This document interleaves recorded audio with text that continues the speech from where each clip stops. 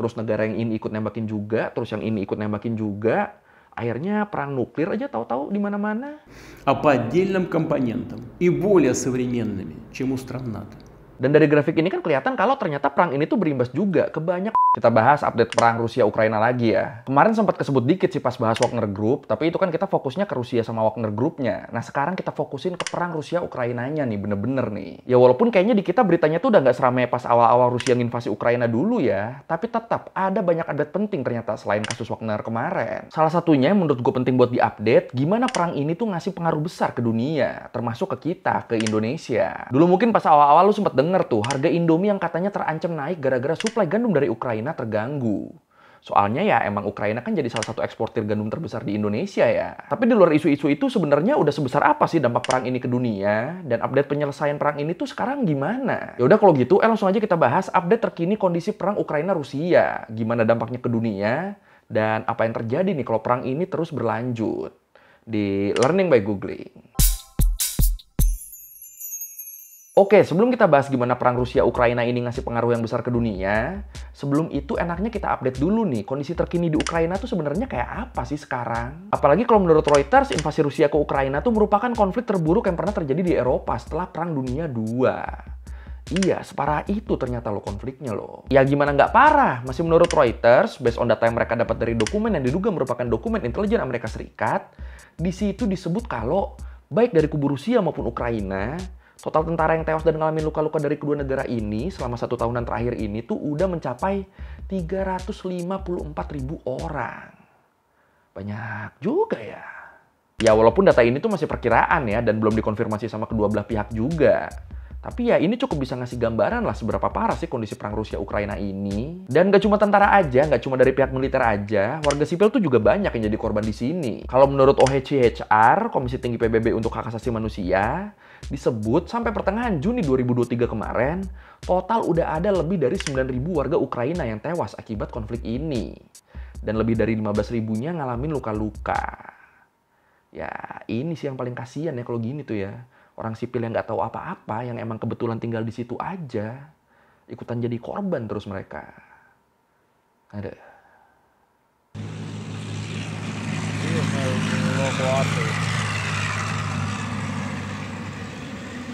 Кажуть, є 300, це поранені.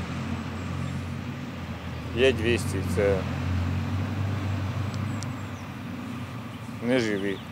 Dan selain korban tewas dan luka-luka, masyarakat sipil yang jadi korban, khususnya di sini yang di Ukraina, ini mereka juga banyak banget ngalamin kerugian. Kerugian apa lagi? Ya kayak yang kita tahu, gara-gara perang ini kan jadi banyak banget fasilitas publik, bahkan sampai tempat tinggal masyarakat sipil juga, yang ikutan hancur selama perang di Ukraina. Dan karena tempat tinggalnya udah pada hancur, masyarakat akhirnya terpaksa tuh jadi pengungsi. Atau bahkan harus sampai ninggalin negara mereka. Ninggalin Ukraina demi nyelamatin nyawanya sama nyawa anggota keluarganya. Dan keadaan ini juga bisa kita lihat dari datanya WHO yang nyebut kalau sejak perang, jutaan masyarakat Ukraina tuh terpaksa kabur ke negara-negara tetangganya. Kayak ke Rumania, Polandia, Slovakia, Slovenia.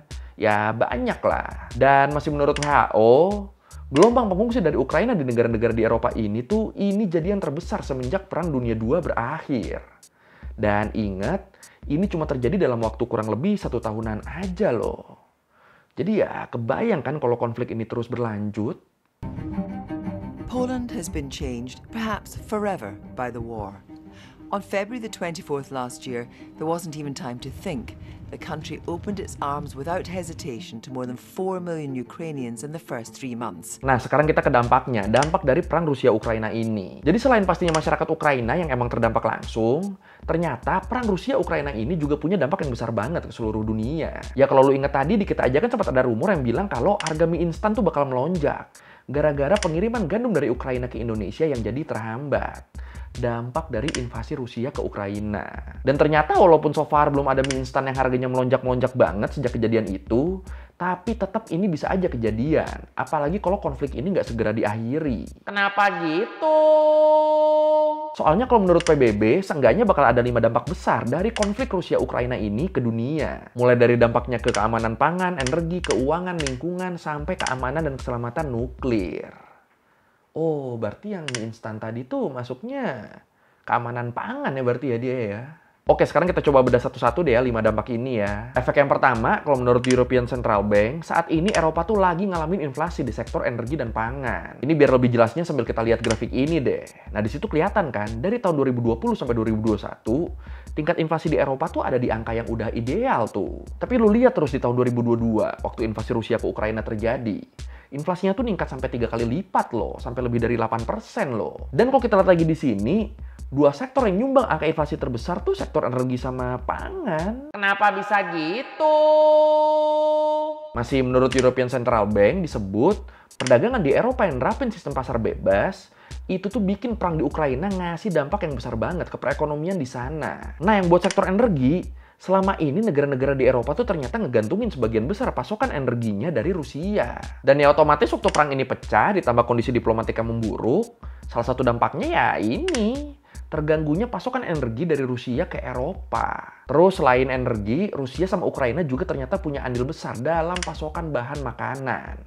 Kayak gandum sama pupuk. Dan karena selama pecahnya perang ini jadi banyak akses-akses perdagangan yang ditutup, yang diblokir, jadinya ya suplai bahan makanan dari Rusia sama Ukraina ke Eropa tuh jadi keganggu banget. Bahkan sempat terhenti loh. Dan gara-gara ini hasilnya ya kayak kita lihat di grafik tadi.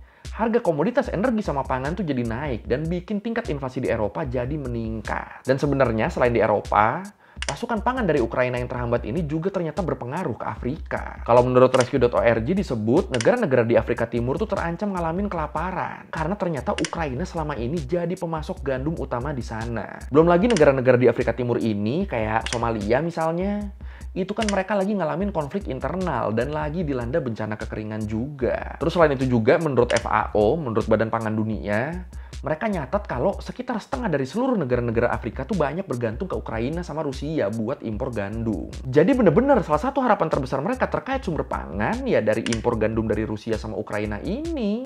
Tapi ya karena Rusia sama Ukrainanya lagi perang, akhirnya pasokan gandum ke negara-negara ini jadi terganggu. Dan mereka jadi terancam ngalamin kekurangan sumber makanan. Jadi gimana ya? Masalah di internal mereka sendiri aja udah berat kan? Ditambah pasokan pangan dari Ukraina sama Rusianya terancam gak jelas. Jadi makin ngeri, jir. This war could mean so much for so many people around the world. Obviously, Ukrainians are the immediate victims, but there are victims all over the world and in the Middle East and North Africa in general.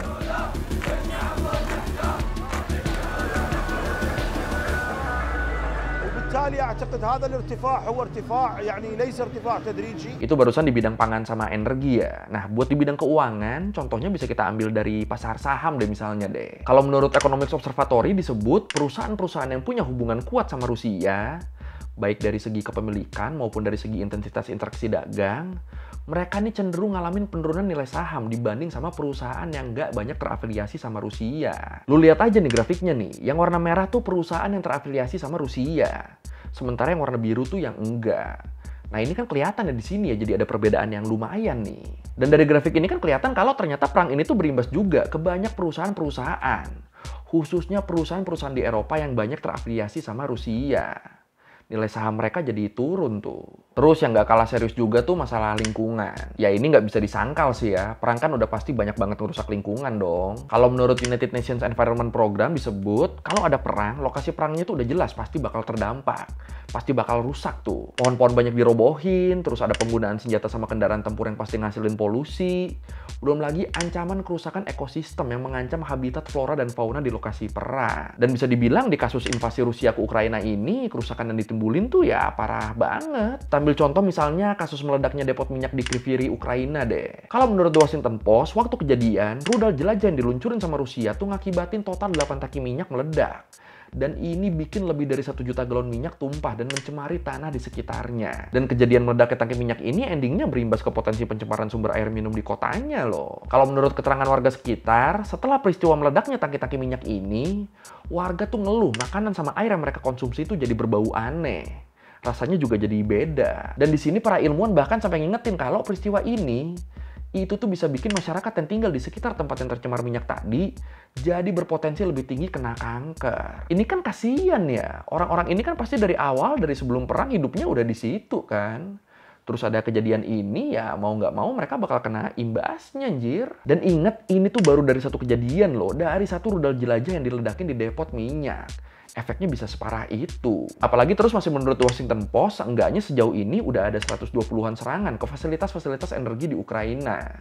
Di mana kerusakan akibat serangan ini tuh bikin banyak zat-zat polutan jadi mencemari lingkungan. Dan kalau menurut pemerintah Ukraina sendiri diperkirakan nilai total kerusakan ekologis yang disebabkan dari invasi Rusia ini mencapai 51 miliar US dollar. Belum lagi terus para ilmuwan juga yakin, walaupun misalnya perangnya nih berhenti hari ini, tetap aja buat balikin ekosistem yang rusak tuh bakal makan waktu yang lama banget. Jadi ya emang efek jangka panjangnya ini ya yang bahaya ya. Udah kan lingkungannya hancur, terus manusianya juga kesehatannya jadi terancam. Gara-gara zat berbahaya yang mencemari lingkungan tadi. Ini serem banget ya efeknya yang ke lingkungan ya. Explosives and projectiles can contaminate air, soil, and water with dangerous chemicals which could linger for decades. So far, they've documented nearly 150 incidents. Dan kalau ngomongin soal lingkungan gini, salah satu concern banyak ilmuwan juga adalah soal potensi penyalahgunaan senjata nuklir. Nah ini yang dampak terakhir tadi ya, nuklir nih ya. Buat yang mungkin belum tahu, Rusia tuh kan negara pemilik senjata nuklir terbanyak di dunia ya. Dan mungkin lu juga ingat, Putin tuh sempat ngeluarin semacam kode-kode ancaman gitu. Yang bilang kalau dia nggak bakal ragu buat ngeluarin kekuatan maksimalnya. Dan hal ini bikin banyak orang berspekulasi kalau Putin nggak bakal ragu buat pakai senjata nuklirnya. Bahkan yang terbaru kalau menurut AP News disebut Rusia tuh baru aja menangguhkan partisipasinya dalam perjanjian kontrol senjata nuklir dengan Amerika Serikat. Atau ya simpelnya ini berarti Rusia tuh udah nggak sepakat lagi sama isi perjanjian soal kontrol senjata nuklir. Dan hal ini pastinya makin bikin masyarakat khawatir dong. Kepikiran masyarakat khususnya di sana, kalau sampai eskalasi perang ini tuh makin membesar, mungkin Putin nggak bakal ragu pakai senjata nuklir buat perang. Dan sebenarnya dari awal terjadinya invasi Rusia ke Ukraina ini, kekhawatiran soal ancaman masalah nuklir tuh udah menguat ya. Khususnya waktu tentara Rusia mutusin buat berusaha ngerebut Chernobyl dan ngambil alih PLTN Zaporizhia. Dari situ udah mulai curiga tuh orang-orang. Lah kok kesini nih arahnya nih, jangan-jangan endingnya bakal nuklir nih, banyak yang mikir begitu. Tapi kebayangkan lu kalau Rusia sampai nembakin nuklir, terus direspon sama negara lain, mereka ikut ngeluarin juga, kayak Amerika misalnya, mereka ikut nembakin nuklir, terus negara yang ini ikut nembakin juga, terus yang ini ikut nembakin juga, akhirnya perang nuklir aja tahu-tahu di mana-mana. Ih, ngeri anjir. Apalagi terus gue sempat tonton satu video juga yang bikin perkiraan kalau sampai Rusia sama Ukraina ngelakuin serangan nuklir. Itu akibatnya buat kita nih, buat manusia, mau lu orang Eropa, Amerika, bahkan Indonesia sekalipun, kalau sampai perang nuklir itu pecah, kecil kemungkinan kita bakal selamat loh. Kalaupun kita berhasil lolos dari ledakan nuklir, itu belum tentu kita selamat loh ke depannya loh. Soalnya kan efek yang ditimbulin dari ledakan nuklir tadi bisa berpengaruh ke iklim di bumi juga. Kalau udah begitu musim panas diperkirakan nggak bakal berlangsung selama kurang lebih 10 tahun. Dan itu pastinya bakal bikin petani merugi. Sumber makanan jadi minim dan akhirnya nimbulin korban jiwa yang semakin banyak. Kelar udah kita kalau begitu. Тем, кто позволяет себе такие заявления в отношении России, хочу напомнить, что наша страна также располагает различными средствами поражения, а по отдельным компонентам и более современными, чем у стран НАТО. Зараз наша розвідка отримала інформацію про те, що Росія розглядає сценарій терористичного акту на Запорізькій атомній станції. Терористичного акту з викидом радіації. Вони все підготували для цього. Nah, bisa dibilang sampai saat ini upaya perdamaian tuh masih nemuin jalan buntu lah. Kalau menurut Reuters, baik Ukraina sama Rusia tuh sama-sama nggak puas sama permohonan yang dibikin sama lawannya. Ukraina sendiri mereka juga sempat nolak tawaran Belarus buat gencatan senjata tuh. Kenapa nolak? Alasan dari Ukrainanya karena kalau gencatan senjatanya dilakukan sekarang, itu artinya wilayah Ukraina yang diambil alih sama Rusia tuh bakal jadi teritorinya Rusia. Itu mereka nggak mau tuh kayak gitu. Mereka maunya ya wilayah Ukraina yang udah diambil alih tuh balik dulu ke mereka. Kalau udah begitu baru habis itu ayo ngomongin gencatan senjata. Makanya sampai sekarang pun upaya-upaya diplomasi kan masih terus dilakuin. Dan yang terlibat di sini tuh nggak cuma Rusia sama Ukraina loh. Ada juga negara-negara lain kayak misalnya negara-negara G7 sama Cina. Tapi ya kalau dipikir-pikir masuk akal sih alasan Ukraina nolak gencatan senjatanya ya. Ya, yang dilakuin Rusia selama ini kan udah jelas invasi. Apalagi dengan adanya fakta kalau beberapa wilayah Ukraina dianeksasi sama Rusia. Diambil alih sama Rusia. Jadi ya masuk akal sih menurut gue kalau mereka mikirnya balikin dulu dong apa yang diambil, baru gencatan senjata. Kalau menurut gue sih ya make sense lah itu. Tapi ya itu kan menurut gue. Kalau menurut lu gimana nih? Apakah lu ngerasa make sense juga syaratnya ini atau enggak? Harusnya udah gencatan senjata aja daripada makin hancur lu. Yang mana nih kira-kira nih? Silahkan komen. Tapi ya tetap lah ya, apapun itu semoga konflik ini bisa segera dicari jalan keluarnya ya, bisa segera ketemu solusinya. Soalnya yang kita bahas tadi, efeknya ini bisa kemana-mana kan. Dan sebelum kondisinya makin parah dan terjadi eskalasi ke level yang kita nggak mau, ya semoga udah keburu damai ya. Amin, amin, amin, amin, amin.